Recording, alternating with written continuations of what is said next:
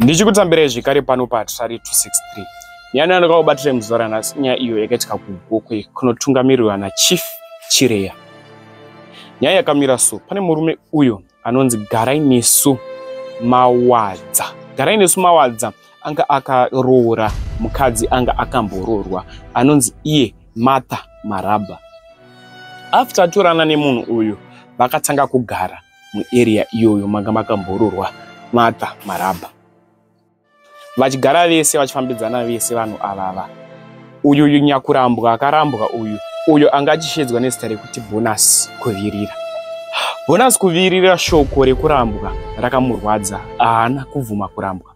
Vazhinji kune vamwe vanhu vekuti wakavaramba havabvume kurambwa, havabvume defeat. Uyu murume uyu anga asina kubvuma defeat. Ainonetsa Martha pamba panga pakarorwa Martha nguva nenguva achiti why wakandiramba ndichiri kukuda. Zviri kunzi umwe musi bonus akaenda pamba pana Martha pamba pakarorwa Martha. Akawana Garai nesu ari mumba. Akashedza Martha panze. Vaviri ava vakatadza kunzwisisana, Martha achiti kwewe uri kundinetsa pamba pandakarorwa, doti murume wangu afile sei, uda kundiramba nesa here. Zvikunzi Garai nesu uyo anga akarora Martha akazvinzwa zvichitaurika panze, akanzwa kuti vanhu vari kunetsana panze. Ndipo paakabuda panze akawana iri ex husband yemukadzi wake. Pawakawana iri ex husband yemukadzi wake, ari kunzi akanhonga zvidhina zvima half break zvidhina, akatanga kutema ex husband yemukadzi wake.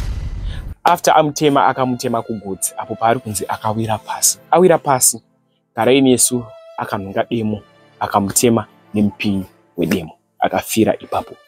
Ndinokumbira kuti zvandinofunga mucomment section pamusoro penyaya iyi. Wakaitarisa unoiona sei? Unoitonga sei nyaya iyi wakaitarisa?